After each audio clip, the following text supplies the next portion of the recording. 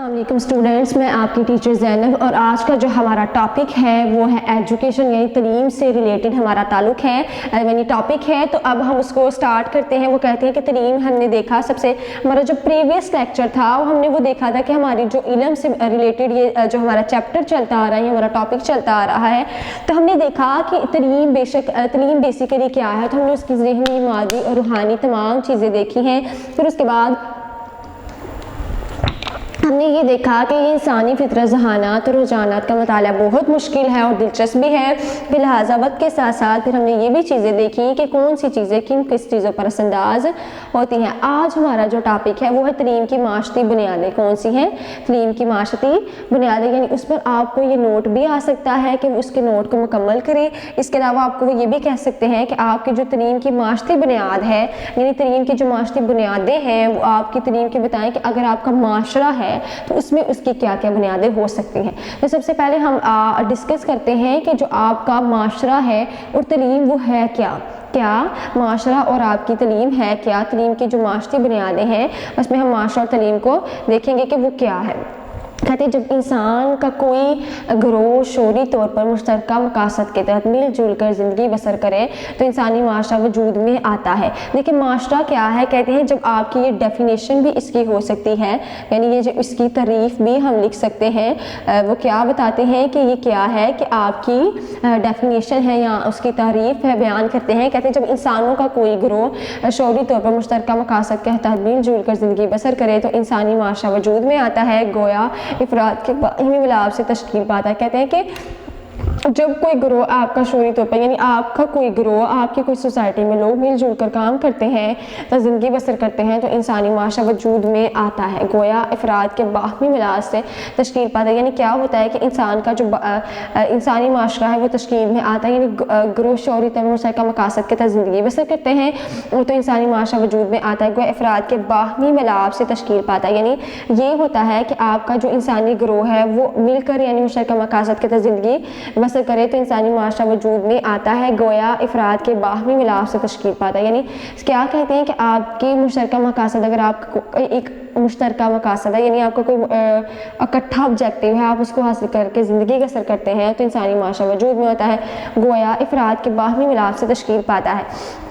اللہ تعالیٰ نے انسان کو معاشرت پسند بنایا ہے، یعنی انہیں آپس میں مل جل کر رہنے کی خواہش ودیت کی ہے۔ یعنی کیا کہتے ہیں کہ اللہ تعالیٰ نے انسان کو معاشرت پسند بنایا اور انہیں آپس میں مل جل کر رہنے کی زندگی بسر کے خواہش۔ دیکھیں آپ وہ کیا کہتے ہیں کہ جو آپ کا معاشرہ ہے، یعنی انسان کا کوئی بھی گروہ شعوری طور پر مشترکہ مقاصد کے تحت مل جل کر زندگی بسر کرے تو انسانی معاشرہ وجود میں آتا ہے، وہ افراد کے باہمی ملاپ سے تشکیل پاتا ہے۔ اللہ تعالیٰ نے انسان کو معاشرت پسند بنایا ہے، یعنی اس کو معاشرت پسند بنا دیا ہے، یعنی انہیں آپس میں مل جل کر رہنے کی خواہش دی ہے۔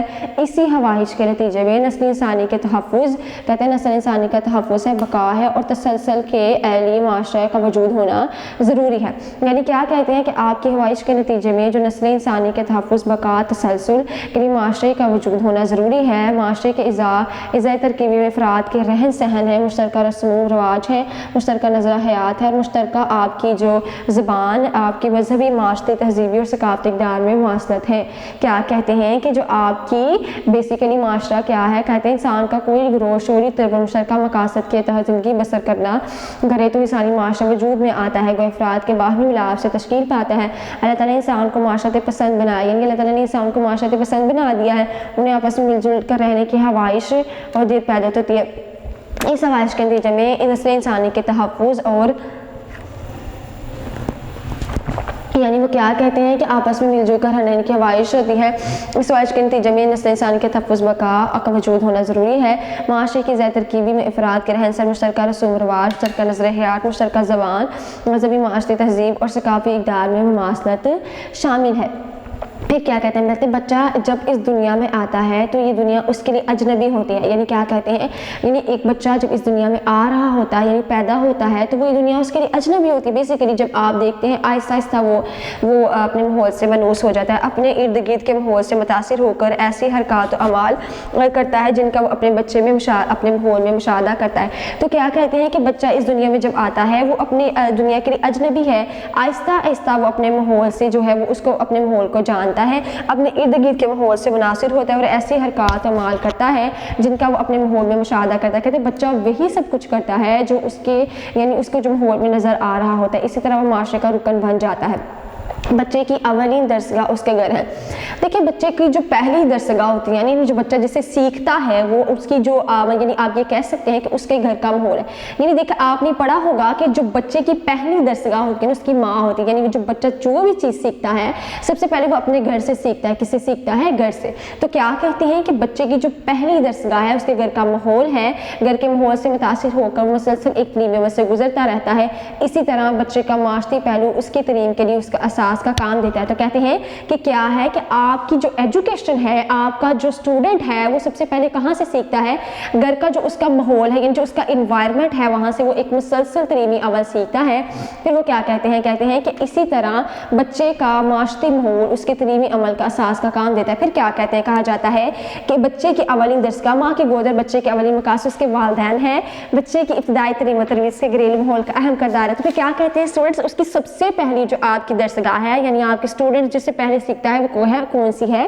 ایک ماں کی گود ہے، اس سے سب سے پہلے سیکھتا ہے. پھر کیا کہتے ہیں؟ بچے کی شخصیت پر گہرے اور دیر پر نقوش مرتب ہوتے ہیں. تو کہتے ہیں کیا ہے کہ آپ کا جو ایجوکیشن لیول ہے یعنی بچے کا جو ابتدائی تعلیم ہے یعنی وہ جو ایجوکیشن سیکھتا ہے پھر اس کے بعد کیا کہتے ہیں کہ تعلیم و تربیت اس کے گھریلو ماحول کا اہم کردار کرتی ہے. یہاں بچے کی شخصیت پر گہرے اور دیر پر نقوش مرتب ہوتے ہیں. بچہ فطری طور پر اپنے ماحول سے متاثر ہوتا ہے. یعنی آپ کو کیا کہتے ہیں کہ بچہ اپنے فطری طور پر اپنے ماحول سے متاثر ہو کر ان تمام چیزوں کو اپنانے کی کوشش کرتا ہے جو دیگر افراد کے سامنے کرتے ہیں. کہتے ہیں بچہ کیا ہے وہ فطری طور پر اپنے ماحول سے متاثر ہوتا ہے، ان تمام چیزوں کو اپنانے کی کوشش کرتا ہے جو دیگر افراد اس کے سامنے کرتے ہیں. افراد بچوں کی ابتدائی باتوں کی تلقین کرتے ہیں. یعنی کیا کرتے ہیں کہ جو افراد ہے نا یعنی آپ کے جو بچے ہیں وہ کیا کرتے ہیں کہ ابتدائی باتوں کی تلقین کرتے ہیں. مثلا اللہ تعالیٰ کو ماننا، بڑوں کی عزت کرنا، بری باتوں سے پرہیز کرنا، دوسروں کو سلام کرنا، سچ بولنا، جھوٹ بچنا وغیرہ ایسی باتیں جن کی بنیاد پر گھر کے ماحول سے بچہ تعلیم و تربیت پاتا ہے.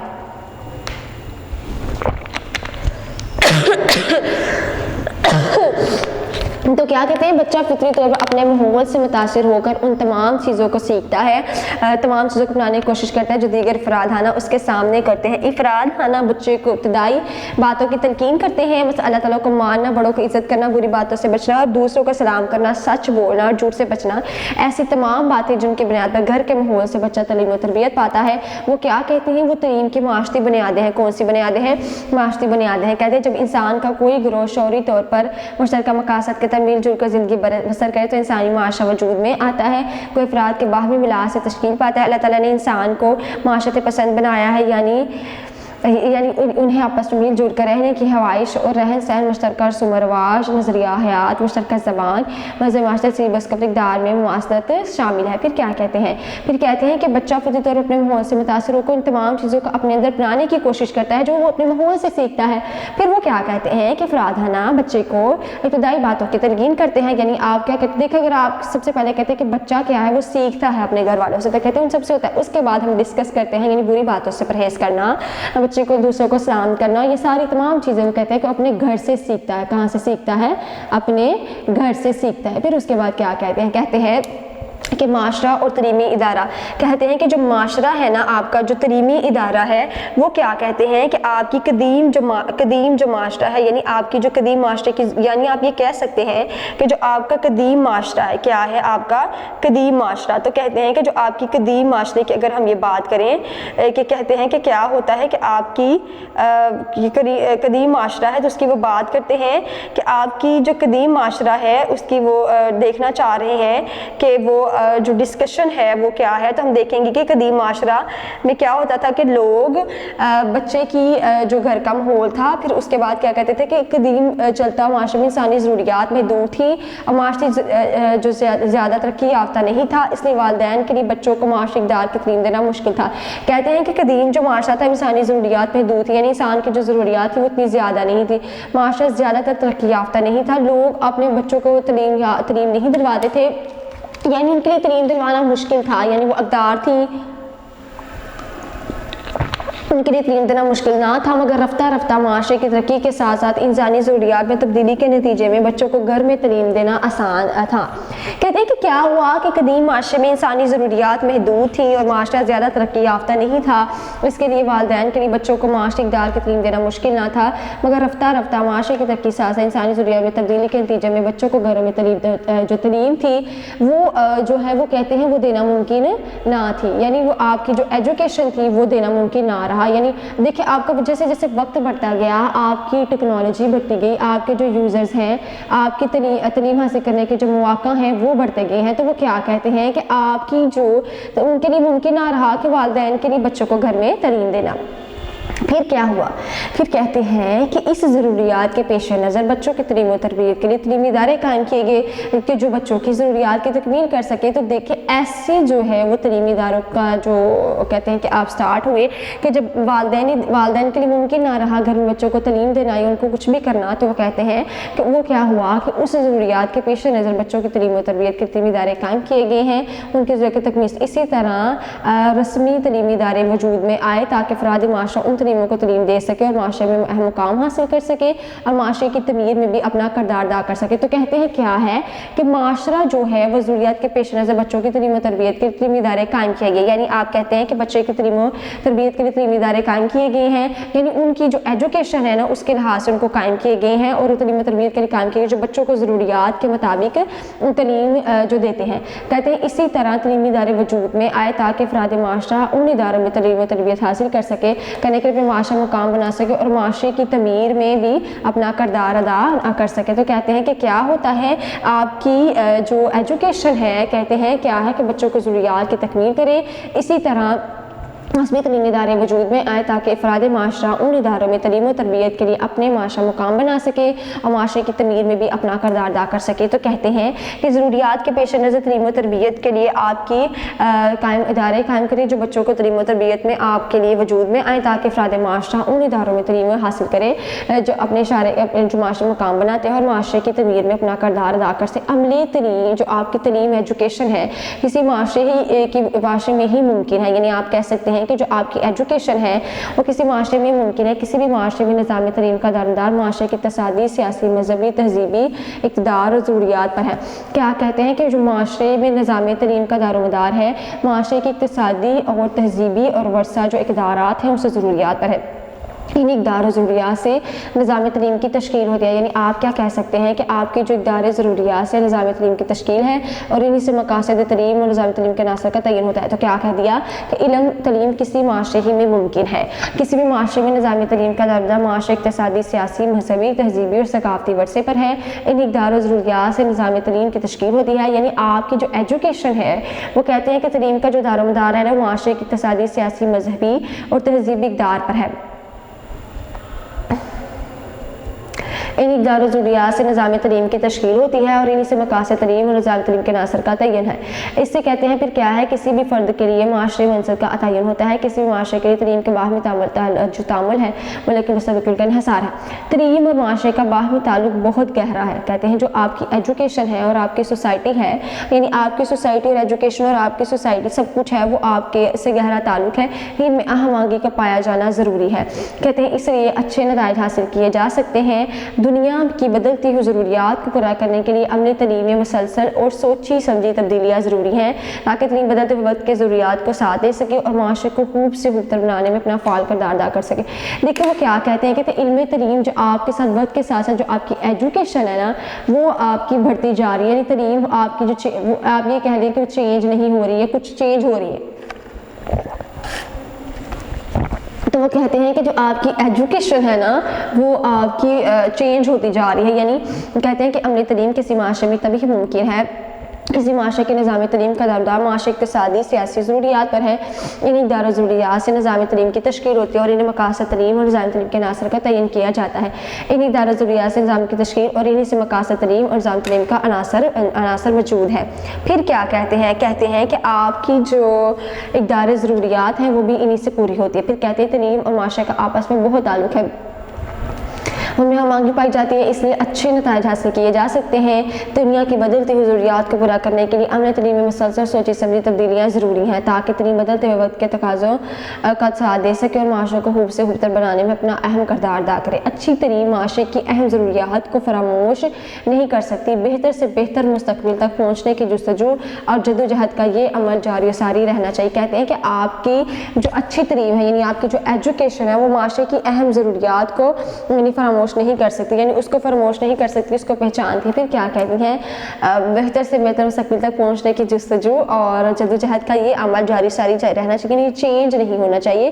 اگر آپ کہتے ہیں کہ کہتے ہیں کہ جدوجہد کا جو عمل آپ نے سٹارٹ کیا ہے وہ چینج نہ ہو بلکہ وہ جاری و ساری رہے، اس میں کوئی بھی تبدیلی نہیں آنی چاہیے۔ پھر اس کے بعد کیا کہتے ہیں، پھر اس کے بعد کہہ رہے ہیں کہ معاشرے میں مدرسہ کا کردار ہم ڈسکس کرتے ہیں کہ جو آپ کی سوسائٹی ہے، اس سوسائٹی میں آپ کا جو مدرسہ ہے اس کا کیا کردار ہے، یعنی جو آپ کیا کہتے ہیں کہ ہم کون سا پوائنٹ ڈسکس کر لیں گے، جو معاشرے کی سوسائٹی ہے اس میں مدرسے کا کیا کردار ہے۔ تو دیکھیں آپ کا جو مدرسہ ہے اس میں بچے لکھتے ہیں، پڑھتے ہیں، سیکھتے ہیں، قرآن پاک کو پڑھتے ہیں، اس میں آپ کے اخلاق و آداب کو سیکھتے ہیں، آپ کو اٹھنے بیٹھنے کا مینرز پتہ چلتے ہیں، ٹھیک ہے، آپ کو نماز کا پتہ چلتا ہے، آپ کو دینی تعلیم جو ہے جیسے پتہ چلتی ہے۔ تو کہتے ہیں مدرسہ ایک معاشرتی مرکز کی حیثیت رکھتا ہے جو طلباء کے لیے ایسے تجربات فراہم کرتا ہے جن سے گزر سکے وہ بدلتی ہی یعنی جن سے گزر کر ان کی حداد صلاحیتیں بیدار ہوتی ہیں، ان میں اجتماعی زندگی بسر کرنا اور کا شعور پیدا ہوتا ہے۔ کیا کہتے ہیں کہ ان میں اجتماعی جو زندگی ہے اس کا شعور پیدا ہوتا ہے، یعنی مدرسہ میں بچے مختلف خاندانوں گھرانوں سے آتے ہیں۔ کہاں سے آتے ہیں کہ مدرسہ میں جو بچے ہیں وہ مختلف خاندانوں سے آتے ہیں اور مختلف گھرانوں سے آتے ہیں اور وہ مختلف معاشرتی اور معاشی پس منظر رکھتے ہیں۔ کیا کہہ دیا کہ مدرسہ ایک معاشرتی مرکزی کی حیثیت رکھتا ہے جو طلباء کے لیے ایسے تجربات فراہم کرتا ہے جن سے گزر کر ان کی حداد صلاحیتیں بیدار ہوتی ہیں۔ تو کہتے ہیں کہ مدرسہ ایک کیا ہے کہ معاشرتی مرکز کی حیثیت ہے جو طلباء کے لیے ایسے تجربات فراہم کرتا ہے جن سے گزر کر ان کی حداد صلاحیتیں بیدار ہوتی ہیں، ان میں اجتماعی زندگی بسر کرنے کا شعور پیدا ہوتا ہے۔ مدرسہ میں جو بچے مختلف خاندان گھرانوں سے آتے ہیں، مختلف معاشرے معاشی پس منظر رکھتے ہیں، ان کا گھریلو ماحول، صلاحیتیں اور خیالات تصور ایک دوسرے سے مختلف ہوتے ہیں، جبکہ مدرسہ میں خاص قسم کا ماحول ہوتا ہے۔ کہتے ہیں کہ آپ کا جو گھریلو ماحول ہے، صلاحیتیں ہیں، تصورات ایک دوسرے سے مختلف ہیں، جبکہ مدرسہ میں ایک خاص قسم کا ماحول ہے، یعنی آپ کا جو گھر کا سسٹم ہے اس میں کیا ہوتا ہے کہ آپ کی تمام چیزیں ڈفرینٹ ہے، لیکن جو آپ کا مدرسے کا ماحول ہے وہ ڈفرینٹ ہے۔ تو کہتے ہیں کہ کیا ہے کہ مدرسے کے ماحول میں آہستہ آہستہ ڈھل کر وہ دوسرے کے ساتھ مل کر معاشرتی زندگی بسر کرنے کا ڈھنگ سیکھتا ہے۔ بچہ کیا کرتا ہے کہ معاشرے میں ڈھنگ کر اس کا زنگ سیکھتا ہے، بعض کا شعوری طور پر اکثر غیر شعوری مدرسہ کے دوسرے بچوں سے متاثر ہو کر منظر معاشرتی زندگی بسر کرنے کے قابل ہوتا ہے۔ تو کہتے ہیں کہ کیا ہوتا ہے کہ سم ٹائم آپ شعوری اور کچھ غیر شعوری طور پر مدرسے کے دوسرے بچوں سے متاثر ہو کر منظر معاشرتی زندگی بسر کرنے کا ڈھنگ سیکھتا ہے، بعض اوقات شعوری طور پر اور اکثر غیر شعوری طور پر۔ یہاں جو بچہ سیکھتا ہے وہ اپنے گھر محلے کے معاشرے میں نہیں سیکھتا۔ کہتے ہیں جو بچہ مدرسے میں جو چیز سیکھتا ہے وہ اپنے گھر یا محلے میں وہ چیز سیکھ ہی نہیں سکتا، تو وہ آہستہ آہستہ کیا ہوتا ہے کہ وہ اپنے مدرسہ میں ڈھل کر یعنی اپنے گھر میں جو ڈھل کر تمام چیزوں میں وہ ڈھل کر یعنی اپنے اسٹوڈنٹ کے ساتھ گل مل جاتا ہے اور تمام چیزوں کو وہ سیکھتا ہے۔ پھر کیا کہتے ہیں کہ آپ کا یہاں جو بچہ سیکھتا ہے وہ اپنے گھر کے محلی معاشرے میں نہیں سیکھتا، پورے معاشرے کی توہمات۔ اسی لیے بچوں کی شخصیت بہتر کردار کی تربیت زیادہ مؤثر طریقے سے ہوتی ہے۔ معاشرہ ہی تعلیمی ادارہ قائم کرتا ہے، اس لیے معاشرہ کی یہ ضرورت ہوتی ہے کہ مدرسہ نہ صرف بچوں کی ہمہ پہلو تربیت کا اہتمام کرے بلکہ ایسے افراد تیار کرے جو معاشرہ کی تعمیر و ترقی میں اپنا کردار ادا کر سکے۔ چنانچہ مدرسہ کی تعلیم کے ضروری ہے کہ فرد اور معاشرہ دونوں کی ضروریات کی تکمیل ہو۔ تو کہتے ہیں کہ معاشرہ ہی تعلیمی ادارے قائم کرتا ہے، یعنی آپ دیکھیں کہ معاشرہ جو ایجوکیشن ہے نا، جو آپ کا معاشرہ ہے اس میں تعلیمی ادارے قائم ہوتے ہیں، اسی لیے معاشرہ کی یہ ضرورت ہوتی ہے کہ مدرسہ کے نہ صرف بچوں کی ہمہ پہلو تربیت کا اہتمام کر کے بلکہ ایسے افراد تیار کرے جو معاشرے کی تعمیر تک میں اپنا اہم کردار ادا کر سکے۔ چاچا مدرسہ کی تعلیم کے لیے ضروری ہے کہ وہ افراد اور معاشرہ دونوں کی ضروریات کی تکمیل کر سکے۔ کہتے ہیں معاشرہ ہی تعلیمی ادارے قائم کرتا ہے، اس لیے معاشرہ کی یہ ضرورت ہوتی ہے کہ مدرسہ نہ صرف بچوں کی ہمہ پہلو تربیت کا اہتمام کر کے بلکہ ایسے افراد تیار کرے جو معاشرہ کی تعلیم و تربیت ترقی کے لیے اہم کردار ادا کر سکیں۔ تو پھر کیا کہتے ہیں کہ جو آپ کی یعنی چنانچہ مدرسہ کی تعلیم کی ضروری ہے کہ وہ فرد اور معاشرہ دونوں کی ضروریات کی تکمیل کر سکے. تو کہتے ہیں کہ دونوں کی تکمیل اور دونوں کی ایجوکیشن کے لیے جو ضروری ہے کہ ان کو تکمیل کو وہ پورا کر سکے. پھر کیا ہے تعلیم کی معاشرتی اساس کے اہم نکات ہیں. کیا ہیں تعلیم کی جو معاشرتی اساس ہیں ان کے کچھ اہم نکات ہیں, ہم ان کو ڈسکس کر لیتے ہیں. کہتے ہیں تعلیمی ادارہ کا کردار, یعنی آپ یہ دیکھیں وہ کہتے ہیں کہ اس میں تعلیمی ادارے کا کیا کردار ہو سکتا ہے, حاکمیت الہی کیا ہے, غیر نصابی سرگرمیاں کیا ہیں, لازمی عملی اور تربیت کیا ہے. کہتے ہیں جو تعلیمی معاشرتی ہے نا, یعنی جو آپ کی معاشرتی کی تعلیم ہے, تعلیم کی معاشرتی اساس ہے, اس سے آپ کو پتہ چلنا چاہیے, یہ علم ہونا چاہیے کہ اس کی جو تعلیم کی معاشرتی اساس ہے اس کے کون کون سے نکات ہیں, یعنی وہ کیا چیزیں ہیں اور وہ کون سے پوائنٹ ہیں جن کو ہم ڈسکس کر کے یہ پتہ کر سکتے ہیں کہ ان کے نکات کی کون کون سی مندرجہ ذیل ہے, وہ ڈسکشن ہے. سب سے پہلے کہتے ہیں تعلیمی ادارے کا کردار. دیکھیں آپ کا جو ایجوکیشن سسٹم ہے نا, یا آپ کا جو انسٹیٹیوٹ ہے, اس میں آپ سیکھتے ہیں, اسی میں آپ بھرتے ہیں. تو کہتے ہیں تعلیمی ادارہ حقیقت ایک معاشرتی ادارہ ہے.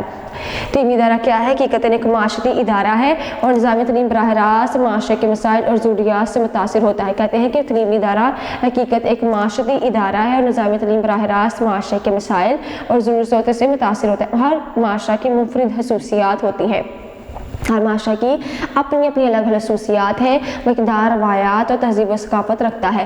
زندہ قومیں اپنی اقدار اور روایات کو زندہ رکھتی ہیں. کہتا ہے کیا ہے؟ کہتے ہیں کہ تعلیمی ادارہ در حقیقت ایک معاشرتی ادارہ ہے اور نظام تعلیم براہ راست معاشرہ کے مسائل اور ضروریات سے ہم آہنگ ہے. ہر معاشرہ کی کوئی نہ کوئی اپنی الگ انڈیویجول کوالٹیز ہیں اور وہ اپنی اقدار روایت تہذیب و ثقافت رکھتا ہے. زندہ قومیں اپنی اقدار اور روایات کو زندہ رکھتی ہیں. شاہجہاں تعلیم کی اہم ذمہ داری یہ ہے کہ اپنے معاشرے کی خصوصیات کو پیش نظر رکھے اور معاشرے کو مطلوب افراد نہیں کرے. مثلا پاکستانی معاشرے میں تعلیم کے ذریعے مسلمان پاکستانی تیاری کرنا تعلیم کا اصل مقصد ہے. تو کہتے ہیں تعلیمی ادارہ حقیقت ایک معاشرتی ادارہ ہے اور نظامی تعلیم براہ راست اس سے تعلق رکھتا ہے, اس کے جو مسائل و غیر ضروری جو باتیں ہیں ان سے وہ پرہیز کرتا ہے. ہر معاشرے کی منفرد خصوصیات ہیں, یعنی الگ الگ انڈیویجول اس کی کوالٹیز ہیں جن کو وہ دیکھتا ہے. تو وہ کہتے ہیں اپنی اقدار روایات اور تہذیب و ثقافت رکھتے ہیں. زندہ قومیں اپنی اقدار روایات قائم رکھتی ہیں. تو یہ کہتے ہیں کہ اگر وہ تعلیم کو سیکھ کر معاشرے کو مطلوب افراد مہیا کرے, معاشرے میں وہ کہتے ہیں تعلیم کے ذریعے مسلمانی پاکستانی تیار کرنا تعلیم کا اصل مقصد ہے.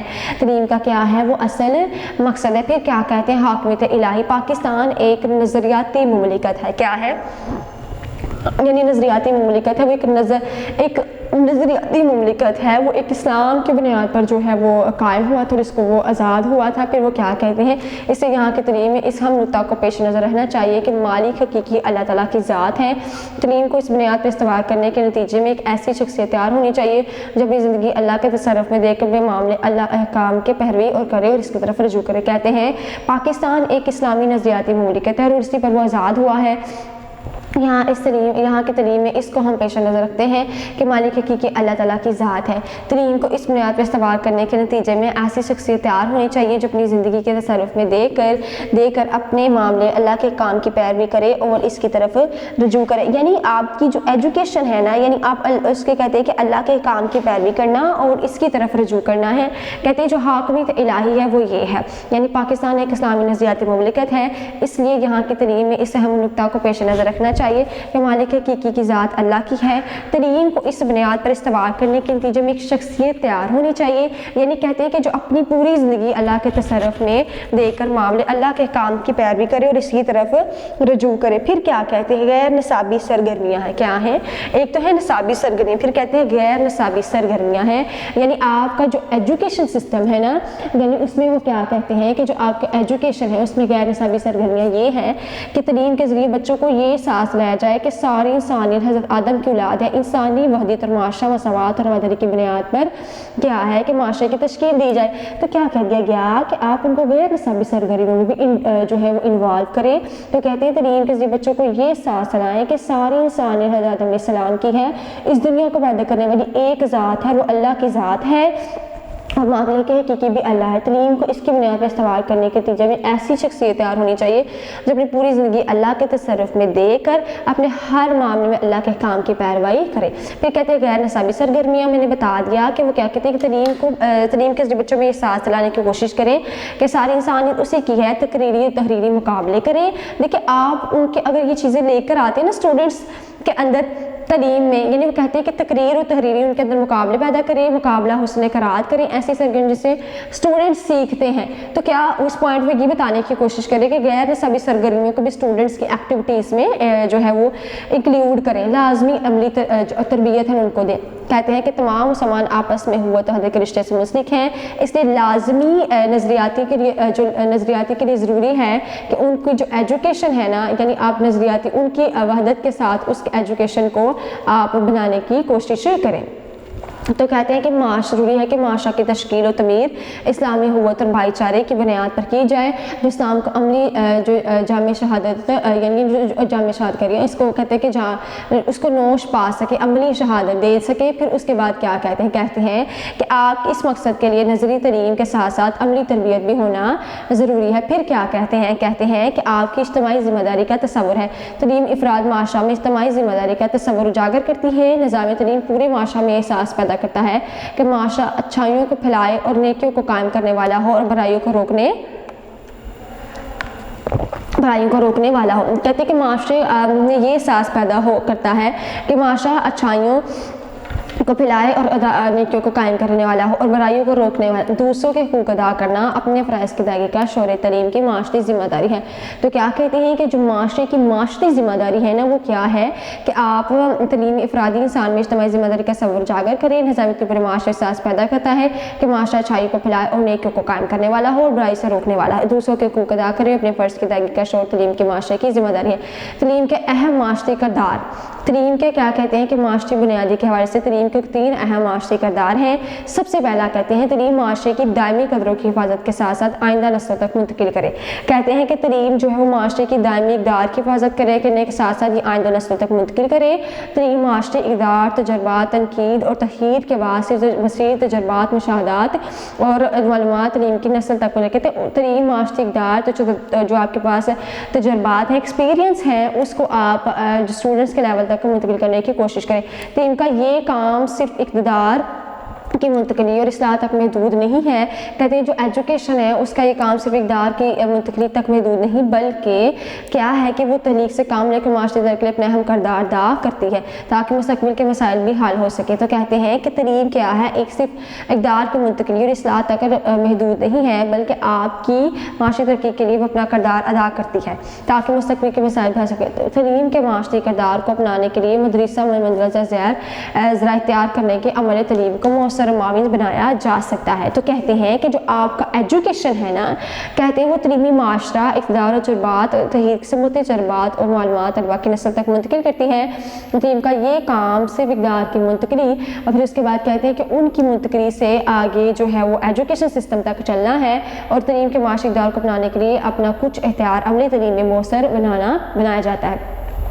تو اسٹوڈنٹ آج کا یہ ہمارا ٹاپک تھا کہ تعلیم جو ہے نا وہ آپ کی ایجوکیشن جو ہے، یعنی تعلیم کی جو معاشرتی بنیادیں ہیں ان کو ہم نے ڈسکس کیا کہ یہ کیا ہے۔ تو جس میں ہم نے سب سے پہلے دیکھا تھا کہ معاشرہ اور تعلیم کیا ہے۔ ہم نے دیکھا کہ معاشرہ جس میں لوگ آپس میں ایک دوسرے کے ساتھ مل جل کر رہتے ہیں، بیٹھتے ہیں، بات چیت کرتے ہیں، اپنی زندگی گزارتے ہیں، تو وہ کہتے ہیں وہ تعلیم کی معاشرتی بنیادیں ہیں۔ کون سی بنیادیں ہیں؟ تعلیم کی معاشرتی بنیادیں ہیں، یعنی اس کے مطابق وہ اپنی زندگی گزارتے ہیں، تو وہ کیا کہتے ہیں کہ وہ تعلیم کی معاشرتی بنیاد ہے۔ پھر کیا کہتے ہیں؟ معاشرہ اور تعلیم ہے۔ کیا ہے؟ معاشرہ اور تعلیم۔ تعلیم معاشرہ تو وہ ہوا نا، تو پھر تعلیم یہ ہے جو آپ اپنے ایجوکیشن سسٹم سے یا آپ اپنے گھر سے یا مدرسہ سے سیکھتے ہیں، تو وہ ہے ہم نے انٹروڈکشن میں یہ بات کی کہ جو بچے کی پہلی درسگاہ ہے اس کی ماں ہے، اور وہ یعنی اپنے بچے جو سیکھتا ہے وہ سب سے پہلے اپنی ماں کی گود سے سیکھتا ہے۔ پھر اس کے بعد کہتے ہیں کہ معاشرہ تعلیمی ادارے بھی تھے جو ہم نے دیکھے ہیں۔ پھر اس کے بعد کیا کہتے ہیں؟ کہتے ہیں کہ آپ کیا کرتے ہیں کہ معاشرے مدرسہ کا کردار بھی ہے، یعنی کہ آپ یہ دیکھا ہم نے کہ جو مدرسے ہیں ان کا کردار کیا کیا ہے۔ تو ہم نے دیکھا کہ बच्चा क्या करता है कि आहिस्ता आहिस्ता माहौल में जाता है और सीखता है, उसके अंदर इन्वॉल्व होता है, तो क्या कहते हैं कि उसके अंदर इन्वॉल्व होकर वो सीखता है। फिर उसके बाद हमने देखा जो बच्चे में माशरे का मदरसे के कुछ किरदार भी हमने देखे, कहते थे इनके माशरे असास के कुछ अहम नकात भी हैं, यानी क्या कहते हैं कि माशरे के कुछ अहम नकात हैं जिसमें कहते तलीमी इदारे का कुछ किरदार है, हाकमियत इलाही है, गैर निसाबी सरगर्मियों को डिस्कस किया। फिर उसके बाद हमने डिस्कस किया है कि आपकी जो गैर निसाबी सरगर्मियों के अलावा लाजमी जो आपकी अमली तरबियत है उसको हमने डिस्कस किया। उसके बाद हमने इज्तिमाई ज़िम्मेदारी का जो तस्वर है वो देखा है, और तलीम के अहम माशरी किरदार जो 3 थे हमने उसको डिस्कस किया है। तो स्टूडेंट आज का जो हमारा टॉपिक था वो ये था कि तलीम की माशरी बुनियादें कौन कौन सी थी, और आई होप कि आपको आज का ये टॉपिक क्लियर हो गया होगा और इस टॉपिक में आपको कोई भी प्रॉब्लम नहीं आई होगी। तो स्टूडेंट्स ये हमारा आज का टॉपिक था, और यानी तलीम की जो माशरी बुनियादें हैं हमने उसको थारोली देख लिया और उसके पॉइंट्स को भी डिस्कस कर लिया। ओके जी स्टूडेंट्स, अल्लाह हाफिज़। वीडियो पसंद आई तो लाइक करें, अपनी राय कमेंट करें। ऐसे ही मजीद वीडियोस के लिए हमारा चैनल सब्सक्राइब करें और बेल का आइकन दबाएं ताकि आपको हर वीडियो का नोटिफिकेशन मिलता रहे।